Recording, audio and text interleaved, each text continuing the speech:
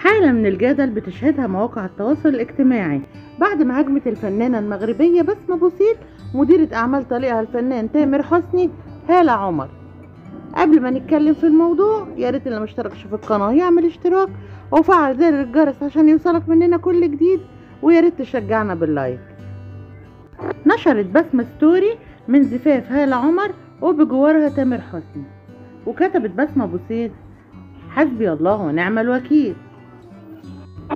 في ستوري تانية كتبت بسمة: احترام العشرة بيبتدي باحترام مشاعر غيرك، بالذات لو حد كان سبب رئيسي في خراب بيتك وهدم حياة ولادك.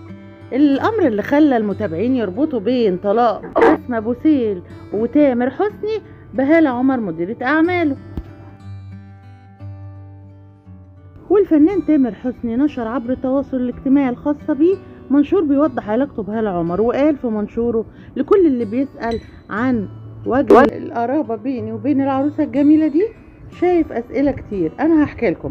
هي اسمها هالة عمر، عرفتها كانت بنت من الفانز صغيرة ومن المقاتلين مدافعين عن تامر على الانترنت، ومن كتر دفاعها عني لفتت نظري، ومرة رديت عليها شكرتها. ولما سافرت اسكندرية في الوقت ده لقيت بنت صغيرة قوي بتعيط وبتجري عليا، فوقفت لها وفكرتني بنفسها، وفضلت تعيط وتقولي احنا معاك ولازم تكمل.